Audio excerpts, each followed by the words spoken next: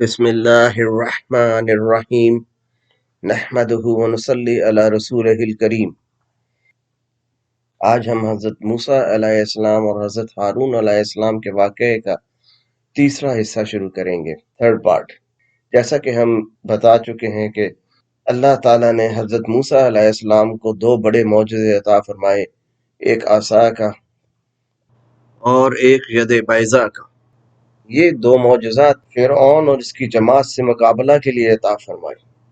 اب یہاں پہ یہ بات سمجھنے کی ہے کہ تبلیغ کے لیے کرامات اور معجزات ملتے ہیں تاکہ کفار کے دلوں میں رعب اور دبدبہ پیدا ہو اور ایمان لانے میں آسانی ہو۔ اب حکم ہوا کہ آپ علیہ السلام جا کر فرعون کو راہ ہدایت دکھائیں۔ حضرت موسیٰ علیہ السلام نے اللہ سے دعا کی کہ میری زبان میں جو گرہ ہے اسے کھول دے۔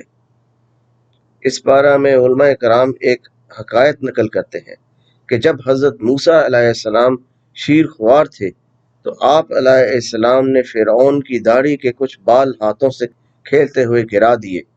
فرعون نے اس پر آپ علیہ السلام کو قتل کرنا چاہا، پر حضرت آسیہ نے کہا کہ تمہاری داڑھی کے ساتھ یہ جو موتی لگے ہوئے ہیں ان کی وجہ سے بچہ موتیوں کی طرف متوجہ ہوا اور اس نے موتیوں کو جھپٹنا چاہا، اس کی وجہ سے یہ ہوا۔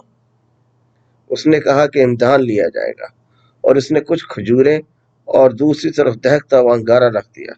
حضرت موسیٰ علیہ السلام نے جلدی سے ہاتھ بڑھا کر انگارہ منہ میں رکھنا چاہا، جس سے زبان جل گئی اور اس میں لکنت آ گئی۔ اس کی کچھ اور تعویلیں بھی دی جاتی ہیں کہ شروع میں دودھ نہ ملنے کی وجہ سے زبان موٹی ہو گئی تھی، جس کی وجہ سے بولنے میں دشواری تھی۔ واللہ عالم۔ جب حضرت موسیٰ علیہ السلام واپس اپنی زوجہ اور بچوں کے پاس پہنچے تو چہرہ مبارک روشن تھا اور عصا بھی روشن تھا۔ آپ علیہ السلام رات کے وقت مصر میں داخل ہوئے۔ رات کے وقت اس لیے داخل ہوئے کہ دن کے وقت کوئی دیکھ نہ سکے۔ آپ علیہ السلام کی بہن نے دروازہ کھولا۔ کہتے ہیں کہ پہلے بات آپ علیہ السلام کی بیوی نے کی اور آپ علیہ السلام نے منہ نیچے کیے رکھا، لیکن جب ہارون علیہ السلام آئے تو انہوں نے پہچان لیا۔ اس پر آپ علیہ السلام نے چہرہ مبارک اٹھا لیا۔ یہ بھی کہا جاتا ہے کہ حضرت موسیٰ علیہ السلام حضرت ہارون علیہ السلام کے ساتھ دوبارہ اسی جگہ گئے جہاں اللہ تعالیٰ نے معجزات عطا فرمائے تھے، اور اللہ تعالیٰ نے دونوں انبیاء کرام کو ہدایات فرمائیں۔ حضرت موسیٰ علیہ السلام نے اللہ سے فریاد کی کہ میں نے ایک فرعونی یا قبطی کو قتل کیا ہوا ہے، اس لیے مجھے ڈر ہے کہ کہیں وہ مجھے مار ہی نہ ڈالے، اور ساتھ ہی بھائی کو ساتھ کرنے کی دعا فرمائی جس کا ذکر پہلے ہو چکا۔ اللہ نے دعا قبول فرمائی اور فرمایا ہم تمہارے بھائی سے تمہارا بازو مضبوط کریں گے اور تم دونوں کو غلبہ دیں گے۔ یہ سورہ قصص کی آیات نمبر 33 اور 34 کا خلاصہ ہے۔ حضرت ہارون علیہ السلام کی فصاحت کی وجہ سے بھی ان کے لیے دعا فرمائی کہ مجھے خدشہ ہے کہ فرعون کے لوگ مجھے جھٹلائیں گے۔ اس کا ذکر سورہ طٰہٰ میں بھی ہے۔ اب ہم سورہ طٰہٰ کی آیات نمبر 29 تا 36 کا خلاصہ بیان کرتے ہیں۔ آپ علیہ السلام نے یہ بھی فرمایا کہ میرے بھائی ہارون کے ذریعے میری قوت بڑھا تاکہ ہم دونوں کثرت سے تیری تسبیح کریں اور کثرت سے تجھے یاد کریں، بے شک تو ہمیں دیکھنے والا ہے۔ اللہ تعالیٰ نے فرمایا موسیٰ تیرے سوالات پورے کر دیے گئے، اور اپنی خاص مہربانی سے ان کے بھائی ہارون علیہ السلام کو نبی بنا کر انہیں عطا فرمایا۔ یہ سورہ مریم کی آیت نمبر 53 میں موجود ہے۔ قرآن میں یہ بھی ہے کہ موسیٰ علیہ السلام نے فرمایا میرے بھائی ہارون علیہ السلام کو میرا وزیر بنا دے۔ اس کو اگر ترتیب سے بیان کیا جائے تو اس طرح ہوگا کہ میں نے قبطیوں کا ایک بندہ مارا ہے، اس لیے خوف ہے کہ مجھے قتل نہ کر دیں۔ اللہ نے فرمایا کچھ نہ کر پائیں گے۔ آپ علیہ السلام نے دعا فرمائی یا اللہ میرا سینہ کھول دے، میرا معاملہ آسان فرما دے، میری زبان کی لکنت کو کھول دے، وہ میری بات سمجھ سکیں، میرا وزیر میرے خاندان میں سے بنا دے جو کہ ہارون علیہ السلام ہو، جو کہ میرا سگا بھائی ہے۔ میری کمر کو اور مضبوط کر دے کہ میرے کام میں اس کو میرا شریک بنا دے تاکہ تیری تسبیح کثرت سے کریں اور بہت زیادہ تیرا ذکر کریں۔ اللہ نے فرمایا آپ علیہ السلام کی تمام دعائیں قبول ہوئیں، یعنی جو فرمائشیں آپ علیہ السلام نے کی وہ پوری ہوئیں۔ حضرت عائشہ صدیقہ رضی تعالیٰ عنہا فرماتی ہیں کہ جس بھائی نے اپنے بھائی پر سب سے بڑا احسان کیا وہ حضرت موسیٰ علیہ السلام بن عمران تھے، جنہوں نے اپنے بھائی ہارون علیہ السلام کے حق میں دعا کی اور ان کی طرف بھی وحی آنے لگی۔ اللہ تعالیٰ نے فرمایا ہم نے تم پر اپنی خاص مہربانی سے ان کے بھائی ہارون علیہ السلام کو نبی بنا کر انہیں عطا فرمایا۔ سورہ طٰہٰ میں اس ذکر ہے کہ اللہ تعالیٰ نے حکم فرمایا کہ حضرت موسیٰ علیہ السلام اور ہارون علیہ السلام فرعون کی طرف جائیں، وہ سرکشی میں بہت بڑھ گیا ہے۔ اللہ تعالیٰ نے یہ بھی حکم فرمایا کہ اس سے سختی سے پیش نہ آنا بلکہ نرمی سے بات کرنا، ہو سکتا ہے وہ نصیحت پکڑے۔ دونوں انبیاء کرام علیہم السلام نے فرمایا کہ ہمیں ڈر ہے کہ وہ مخالفت میں جلدی نہ کرے یا سرکشی سے پیش آئے۔ اللہ تعالیٰ نے فرمایا ڈرو نہیں، میں تمہارے ساتھ ہوں، سن بھی رہا ہوں اور دیکھ بھی رہا ہوں۔ حضرت السدی رحمۃ اللہ علیہ سے مروی ہے کہ حضرت موسیٰ علیہ السلام جب مصر واپس آئے تو اپنی والدہ اور بھائی حضرت ہارون علیہ السلام کے پاس پہنچے۔ اس وقت وہ رات کے کھانے میں شلجم کا سالن کھا رہے تھے، تو آپ علیہ السلام نے بھی ان کے ساتھ کھانا کھایا۔ اللہ نے حضرت موسیٰ علیہ السلام فرمایا کہ اللہ نے مجھے تمہارے ساتھ فرعون کے پاس جانے کا حکم دیا ہے کہ اسے اللہ کی عبادت کی طرف بلائیں۔ وہ دونوں اٹھے اور فرعون کی طرف گئے، پر دروازہ بند تھا۔ تو آپ علیہ السلام نے درباریوں سے کہا فرعون کو بتاؤ اللہ کا نبی علیہ السلام تمہارے دروازے پر پہنچا ہوا ہے۔ تو وہ مذاق کرنے لگے، یعنی دربان مذاق کرنے لگے۔ کہا جاتا ہے کہ فرعون نے کافی دیر بعد آپ حضرات کو بلایا۔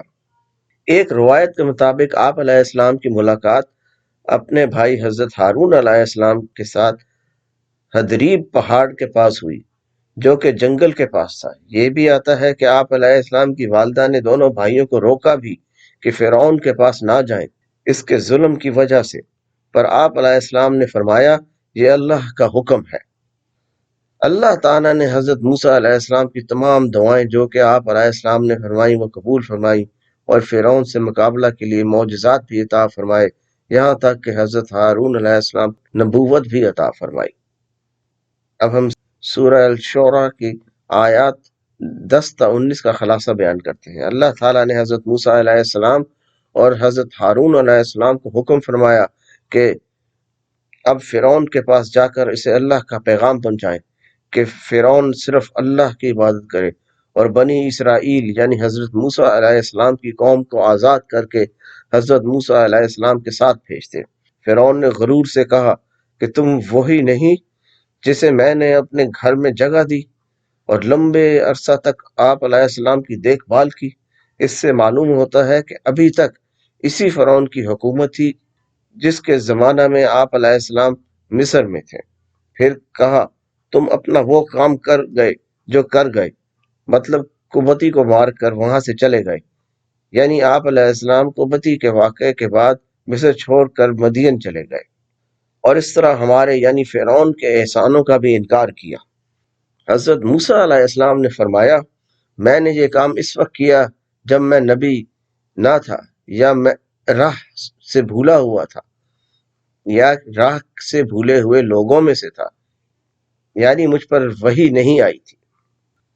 پھر حضرت موسیٰ علیہ السلام نے فرمایا تم لوگوں کے خوف سے کہ تمہارے غلط ارادوں کی وجہ سے میں خوف کھا کر بھاگ گیا، پھر مجھے میرے رب نے حکم یا علم عطا فرمایا اور مجھے اپنے پیغمبروں میں شامل کر لیا۔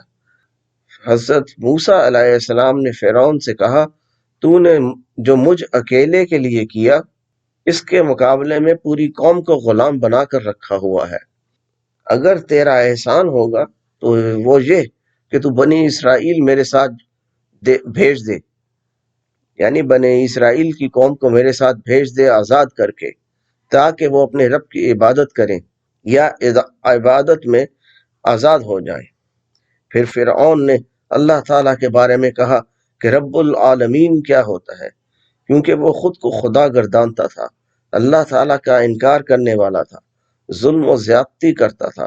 اس نے کہا میں سب سے بڑا خدا ہوں، اور اپنے درباریوں سے کہا میں تو اپنے سوا تمہارا کوئی خدا نہیں جانتا۔ اس نے حضرت موسیٰ علیہ السلام کی نبوت کا نعوذ باللہ مذاق بھی اڑایا۔ فرعون کے پوچھنے پہ کہ رب العالمین کون ہے، حضرت موسیٰ علیہ السلام نے فرمایا وہ آسمانوں اور زمین اور ان کے درمیان تمام چیزوں کا رب ہے۔ فرعون نے درباریوں سے کہا سن نہیں رہے؟ حضرت موسیٰ علیہ السلام نے فرمایا وہ تمہارے آباء و اجداد کا بھی رب ہے۔ فرعون نے بھی تمام کفار کی طرح حضرت موسیٰ علیہ السلام کو دیوانہ گردانا۔ حضرت موسیٰ علیہ السلام نے فرمایا وہ مشرق اور مغرب اور ان کے درمیان تمام چیزوں کا رب ہے، اگر تم عقل رکھتے ہو۔ ان تمام باتوں کا ذکر سورہ شعراء میں موجود ہے۔ سورہ نمل کی آیت نمبر 14 میں ہے انہوں نے صرف ظلم اور تکبر کی وجہ سے انکار کیا، حالانکہ ان کے دل یقین کر چکے تھے۔ اب دیکھ لو ان فساد کرنے والوں کا انجام کیا ہوا۔ اس آیت سے معلوم ہوا کہ دل سے فرعون بھی مانتا تھا کہ اللہ کی ذات ہے اور وہی سب بادشاہوں کا بادشاہ و مالک ہے اور خالق ہے، کیونکہ حضرت موسیٰ علیہ السلام نے فرمایا تھا کہ ہم رب العالمین کے رسول ہیں، اس وجہ سے اس نے پوچھا رب العالمین کیا ہوتا ہے۔ یہ جو حضرت موسیٰ علیہ السلام نے فرمایا کہ وہ تمہارے آباء و اجداد کا بھی رب ہے، اس سے سب کو یہ بات بتلانا اور باور کروانا مقصود تھی کہ فرعون خود ہی وجود میں نہیں آیا بلکہ اس کے بھی ماں باپ تھے عام انسانوں کی طرح، اور اسے تمام جہانوں کے مالک ہی نے پیدا کیا ہے۔ اب فرعون نے غصہ میں کہا اگر تم نے کسی اور کو اپنا رب بنایا تو میں تمہیں قید کر دوں گا۔ اس پر حضرت موسیٰ علیہ السلام نے فرمایا اگر میں کوئی کھلی نشانی لے آؤں تو بھی۔ فرعون سے ملاقات میں دعوت حق کا ذکر سورہ طٰہٰ کی آیات 49 اور 52 میں ہے۔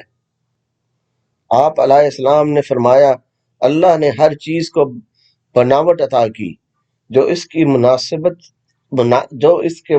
تھی، پھر اسے رہنمائی بھی فرمائی۔ فرعون کے پچھلی قوموں کے پوچھنے پر فرمایا ان کا علم میرے رب کے پاس ایک کتاب میں محفوظ ہے، میرے رب کو نہ کوئی غلطی لگتی ہے اور نہ وہ بھولتا ہے۔ یہ وہ ذات ہے جس نے زمین کو تمہارے لیے فرش بنایا اور اس نے تمہارے لیے راستے بنائے اور آسمان سے پانی برسایا۔ اس نے طرح طرح کے نباتات بنائے تاکہ خود بھی کھاؤ اور اپنے جانوروں کو بھی کھلاؤ۔ اپنی زمین سے تمہیں پیدا کیا، اسی میں واپس جائیں گے اور اسی سے ایک دفعہ پھر تمہیں نکال لائیں گے۔ مگر فرعون جھٹلاتا ہی رہا تمام نشانیوں کو، لیکن فرعون اپنی ضد پر اڑا رہا اور اپنے غرور کی وجہ سے اور اقتدار کی وجہ سے۔ کہتے ہیں کہ دونوں کے درمیان یہ مکالمات مختلف اوقات یا دنوں میں ہوئے۔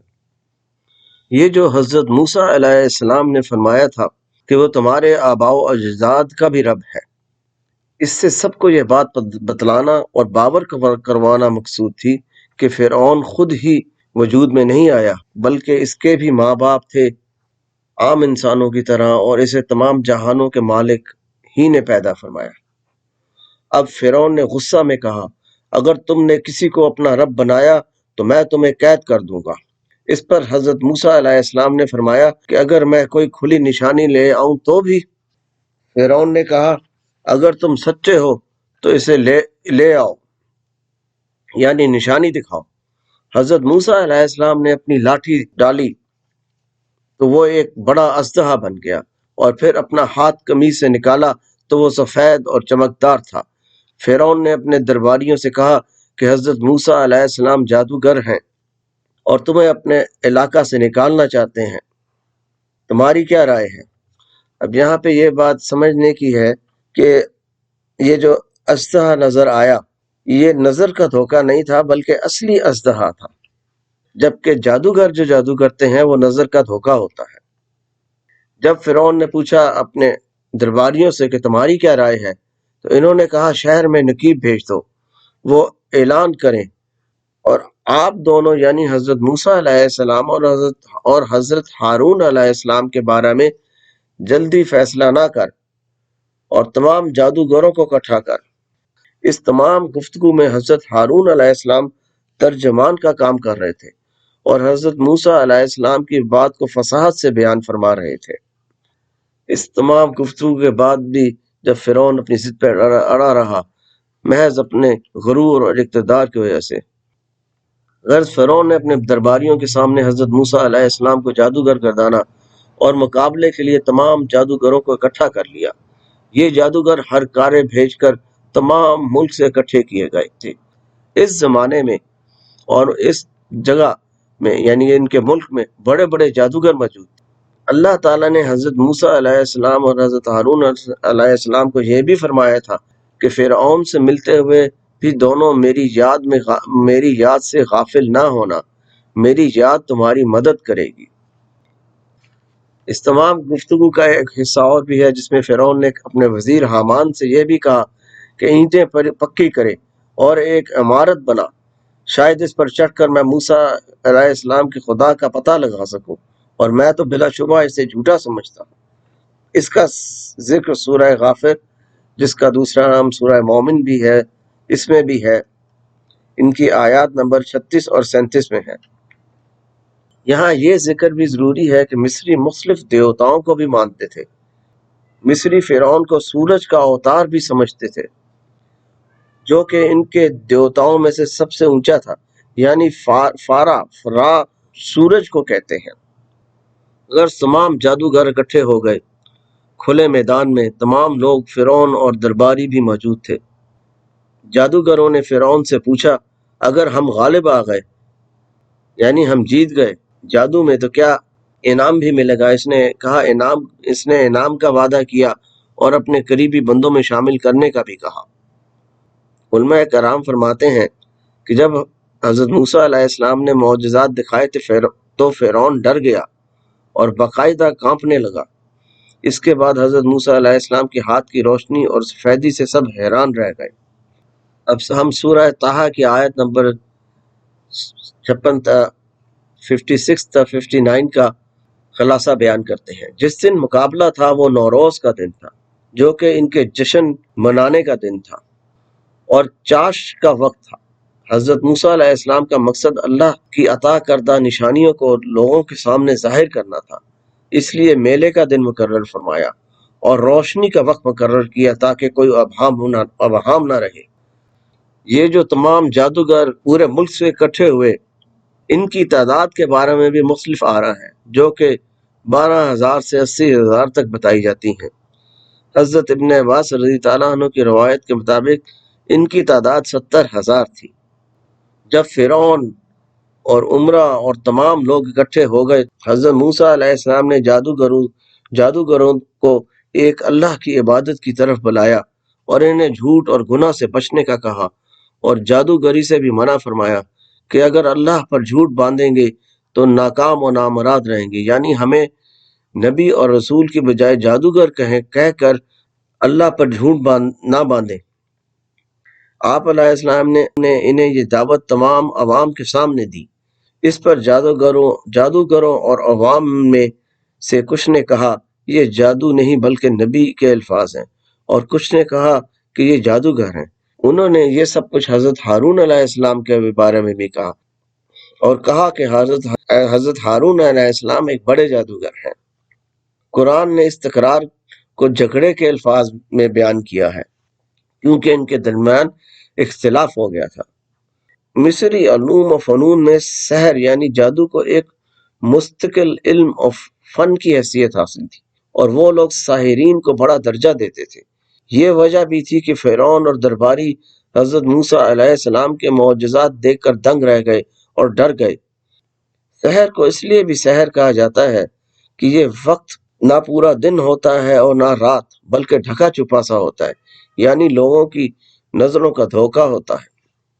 یہاں پہ ایک حدیث مبارکہ بیان کرتے چلیں کہ رسول اللہ صلی اللہ علیہ وآلہ وسلم نے فرمایا، مہلک باتوں سے بچو، یعنی شرک اور جادو سے۔ اب ہم واقعے کی طرف دوبارہ آتے ہیں۔ اس سے پتہ چلتا ہے کہ لوگوں کو بھی حضرت موسیٰ علیہ السلام اور حضرت ہارون علیہ السلام کے بارے میں آگاہی تھی، اور جادوگروں کو بھی۔ انہوں نے یہ بھی کہا کہ جادوگر ہیں، خاص طور پر حضرت ہارون علیہ السلام تو اچھے خاصے جادوگر ہیں، اور یہ لوگ اپنے جادو سے فرعون اور اس کے حامیوں کو یہاں سے نکالیں گے اور تم پر اور ملک پر قابو ہوں گے یا قابو پا لیں گے۔ انہوں نے یعنی کہ تمام جادوگروں نے غلبہ حاصل کرنے کے لیے متحد ہو کر یہ بات کی، لیکن جھوٹ اور جادو نبوت کا مقابلہ کہاں کر سکتے ہیں۔ قرآن میں ہے سورہ یونس میں، تم نے جادو کیا، اللہ اسے ختم کر دے گا۔ اللہ اپنے کلمات سے حق ثابت کرتا ہے، چاہے گناہ گار اسے پسند نہ کریں۔ انہوں نے موسیٰ علیہ السلام سے کہا، یعنی جادوگروں نے، پہلے آپ اپنی چیز ڈالیں یا ہم ڈالیں؟ تو موسیٰ علیہ السلام نے انہیں ہی پہلے ڈالنے کو کہا۔ جب انہوں نے اپنی رسیاں اور لاٹھیاں ڈالیں تو وہ بہت سے چھوٹے بڑے سانپ دکھنے لگے جو ادھر ادھر دوڑ رہے تھے، اور کہنے لگے، فرعون کی قسم، ہم ہی غالب رہیں گے۔ انہوں نے لوگوں کی آنکھوں پر جادو کر دیا، ان پر وحشت طاری ہو گئی۔ حضرت موسیٰ علیہ السلام کو یہ دیکھ کر دل میں خوف محسوس ہوا، تو اللہ تعالیٰ نے حضرت موسیٰ علیہ السلام سے کہا کہ خوف نہ کریں، کیونکہ حضرت موسیٰ علیہ السلام ہی غالب رہیں گے، اور جو لاٹھی آپ علیہ السلام کے ہاتھ میں ہے، یعنی حضرت موسیٰ علیہ السلام کا عصا، اسے زمین پر ڈالیں۔ اس وحی کے آنے پر حضرت موسیٰ علیہ السلام نے جب اپنا عصا ڈالا تو بڑا اژدہا بن گیا، اور اس نے تمام چھوٹے بڑے سانپوں کو نگلنا شروع کر دیا۔ بھلا اللہ کے عطا کردہ معجزہ کے آگے جھوٹا جادو کس طرح ٹھہر سکتا ہے؟ اسی لیے جادو سیکھنا اور کرنا حرام ہے۔ ان تمام واقعات کا ذکر سورہ اعراف میں موجود ہے۔ اب یہاں پہ ہم تیسرے حصہ کا حضرت موسیٰ علیہ السلام اور حضرت ہارون علیہ السلام کے واقعے کے تیسرے حصے کا، ان کے تھرڈ پارٹ کا اختتام کرتے ہیں۔ اب ہم چوتھے پارٹ کے ساتھ انشاءاللہ دوبارہ حاضر ہوں گے۔ اس وقت تک کے لیے اجازت دیجیے، اور اس واقعے کو دوسروں کے ساتھ شیئر بھی کیجیے، خاص طور پر نوجوانوں کے ساتھ، تاکہ ان کا قرآن سے تعلق بنے۔ وآخر دعوانا ان الحمد للہ رب العالمین۔ السلام علیکم۔